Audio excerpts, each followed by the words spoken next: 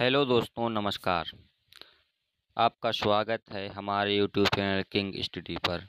आज हम आपके लिए कक्षा 6 का 8वां पाठ खुशहाल गांव और समृद्ध शहर, अतीत यानी अतीत में खुशहाल गांव कैसे होते थे, शहर कैसे होते थे, अतीत के बारे में, ठीक है, इसके बारे में पढ़ें। आइए समझते हैं प्रेम से, ठीक है। आइए देखते हैं। लोहे के औजार और खेती, ये हेडिंग है, ठीक है। यहाँ पर तो आपको नोट्स पढ़ा रहे हैं पाठ के, ठीक है, यानी मेन मेन जो शब्द हैं यही आपको बताए जा रहे हैं, ठीक है। आगे देखते हैं। लोहे के औजार और खेती। उपमहाद्वीप में लोहे का प्रयोग लगभग 3000 साल पहले हुआ था, ठीक है।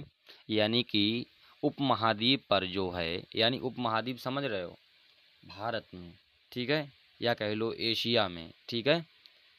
वो तो महाद्वीप हो जाएगा, उपमहाद्वीप आप भारतीय रखो, ठीक है। उपमहाद्वीप में लगभग 3000 साल पहले लोहे का प्रयोग आरंभ हुआ, ठीक है। महापाषाण कब्रों में लोहे के औजार और हथियार की बड़ी संख्या, यानी हथियार, कब्रों में लोहे के औजार मिले हैं और हथियार मिले हैं, ठीक है। जंगलों को साफ करने के लिए कुल्हाड़ियाँ, जुताई के लिए हलों के फाल का इस्तेमाल शामिल है, ठीक है। यानी प्राचीन काल में लोग जो है, कब्रों में भी लोहे के औजार मिलते थे, हथियार मिलते थे, बड़ी संख्या में मिलते, ठीक है। छोड़े एक आदमी का सब में निकलते ज़्यादातर, ठीक है। जंगलों को साफ करने के लिए कुल्हाड़ियाँ मिलती थीं, जुताई के लिए हलों के फाल का इस्तेमाल किया जाता था, ठीक है। आगे देखते हैं। कृषि उत्पादन के बढ़ाने के लिए उठाए गए कुछ कदम, ठीक है। यानी अतीत में कृषि के उत्पादन को बढ़ाने के लिए क्या कदम उठाए गए, इसके बारे में बताया गया है। कृषि के विकास में नए औजार तथा रोपाई के महत्वपूर्ण कदम थे। इसी तरह सिंचाई के लिए नहरें, तालाब, कृत्रिम जलाशय बनाए गए, ठीक है। यानी कि जो चीज़ें हैं, तालाब बनाए गए, सिंचाई के लिए नहरें बनाई गई, ठीक है, अतीत में जलाशय बनाए गए, ठीक है। आगे देखते हैं। गांव में कौन रहते थे, ठीक है, ये हेडिंग है। गांव में कौन रहते थे। इस उपमहाद्वीप के दक्षिणी तथा उत्तरी हिस्सों के अधिकांश गांवों में कम से कम 3 तरह के लोग रहते थे, ठीक है। यानी कि ये दक्षिण हिस्से की बात कर रहे हैं, यानी गांव में 3 तरह के लोग रहते थे, ठीक है, समझ गए। आगे देखते हैं। तमिल क्षेत्र। ये तमिल क्षेत्र क्या है, बड़े भूस्वामियों को बेलला का कहा जाता था, बेलला, ठीक है, बेलला कहलाते थे। साधारण हलवाहों को उड़बार, उड़बार क्या कहते थे, यानी देखो, बड़े सु बड़े जो खेतीदार थे तमिल क्षेत्र में, उनको क्या कहा जाता था, बेल्लाला, ठीक है, बेल्ला, ठीक है। साधारण जो खेतीदार थे उनको क्या जाता था, हलवाहो, क्या कहा जाता था, हलवाहो, ठीक है। और उड़बार और भूमिहीन मजदूर तथा दास कैडिसियार और दमी मई कहलाते थे, यानी आदि मई कहलाते थे, ठीक, समझ गए आप लोग। आगे देखते हैं।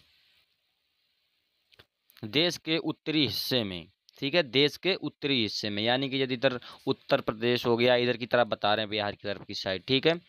इसे क्या होता था, ग्राम भोजक, ग्राम का प्रधान व्यक्ति ग्राम भोजक कहलाता था।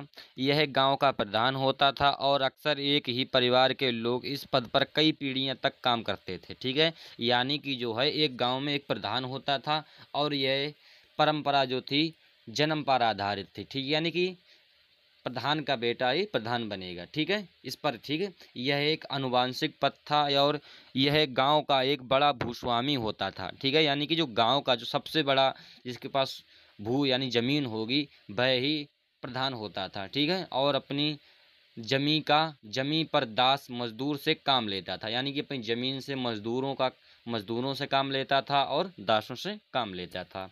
यह गांव में कर वसूलता और राजा को देता था। यह कभी कभी न्यायाधीश और पुलिस का काम भी करता था, ठीक है। यानी प्रधान, यानी कि जो अतीत में जो हैं, ये कभी कभी न्याय भी करते थे, पंचायत भी करते थे, ठीक है, और पुलिस का काम भी करते थे। आइए देखते हैं दूसरा टॉपिक क्या है। स्वतंत्र कृषक। ग्राम भोजकों के अलावा अन्य स्वतंत्र कृषक भी होते थे, जिन्हें गृहपति कहते हैं। इनमें ज़्यादातर छोटे किसान ही होते थे, ठीक है, समझ गए। आगे देखते हैं। दास और कर्मकार, यानी कि दास और जो कर्मकारियों की क्या स्थिति होती थी इसके बारे में देखते हैं। इनके पास स्वयं की जमीन नहीं होती थी, यानी कि जो दास थे, शूद्र थे, इस तरीके से कह सकते हैं, जो शूद्र थे उनके पास स्वयं की जमीन नहीं होती थी और यह दूसरों की जमीन पर कार्य करते थे। कच्छ लोहार, यानी कच्छ किसे कहते हैं, लोहार को, कुम्हार, बढ़ई, बुनकर, शिल्पकार तथा कुछ दास कर्मकार भी थे। ठीक, समझ गए आप लोग। आगे देखते हैं संगम साहित्य। संगम साहित्य ये है तमिल, यानी कि तमिलनाडु तरफ जो है, यानी कि दक्षिण एरिया में बताया गया है। तमिल की प्राचीन रचनाओं को संगम साहित्य कहते हैं, यानी कि जो दक्षिणी एरिया है घर के देश का, उधर के जो यानी कि जो प्राचीन रचनाएं हैं, तमिल की जो प्राचीन रचनाओं को हम क्या कहते हैं, संगम साहित्य कहते हैं। ठीक है, इनकी रचना 2300 साल पहले की गई।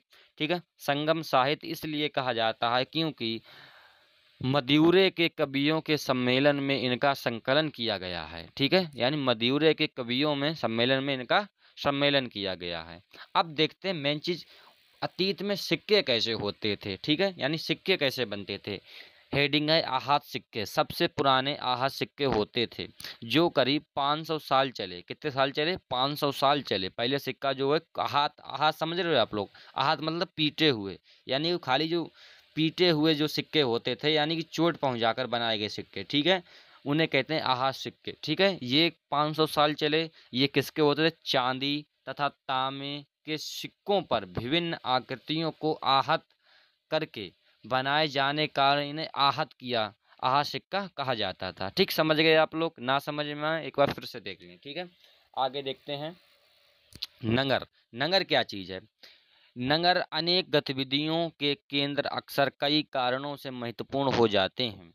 उदाहरण के लिए मथुरा 2500 साल से भी ज्यादा समय से एक महत्वपूर्ण नगर रहा है। ठीक है, 2500 साल पहले, यानी अतीत में जो मथुरा शहर है अतीत का बसा हुआ है और ये अतीत से ही काफी समृद्ध है। ठीक है, यानी 2500 साल से भी ज्यादा एक से एक महत्वपूर्ण नगर रहे हैं। ठीक है, 2000 साल पहले मथुरा कुषाणों की दूसरी राजधानी बनी। 2000 साल पहले कुषाणों की राजधानी कौन बनी, मथुरा। मथुरा बेहतरीन मूर्तियां बनाने का केंद्र था। ठीक है, मथुरा जो है बेहतरीन मूर्तियां बनाने का केंद्र था। मथुरा एक धार्मिक केंद्र भी बह रहा है। ठीक है, जैसे आप लोग जानते हैं मथुरा जो है श्री कृष्ण जी की जन्मभूमि है। आगे देखते हैं शिल्प तथा शिल्पकार, इनके बारे में समझते हैं। पुरा स्थलों और शिल्पों के नमूने मिले हैं।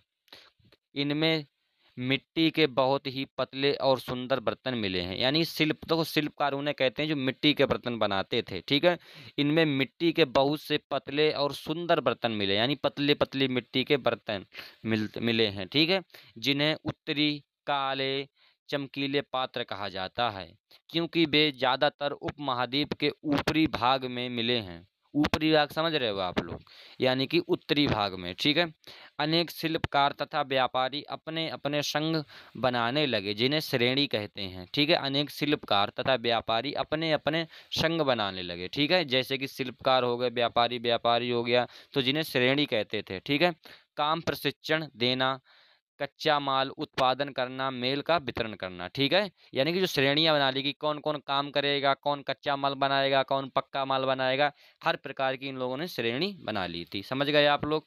आगे देखते हैं सूक्ष्म निरीक्षण। सूक्ष्म निरीक्षण अरिकामेडु पुच्चेचेरी में है। ये जगह कहाँ पे है, अरिकामेडु पुच्चेचेरी में। 2200 साल से 1900 साल पहले एक पतन था। वहां दूर दूर से आए जहाजों से सामान उतारे जाते थे। एक स्थान से भूमध्य सागरीय एफोरा जैसे पात्र मिले हैं। इनमें तेल या शराब जैसे तरल पदार्थ रखे जाते थे। ठीक है, यानी कि एक पुच्चीचेरी में एक जगह मिली है जहाँ पर जो है जहाजों से सामान उतारे जाते थे। ठीक है, इनमें जो है तेल होता था या शराब होती थी। आगे लोग समझते हैं। यहीं पर हमारा पाठ समाप्त हो गया है। कक्षा 6 का 8वां पाठ। अगर आपको पसंद आया है तो प्लीज़ चैनल को लाइक करें, सब्सक्राइब करें और कमेंट में बताएं कि पाठ कैसा लगा है। ठीक है, तब तक के लिए जय हिंद, जय भारत।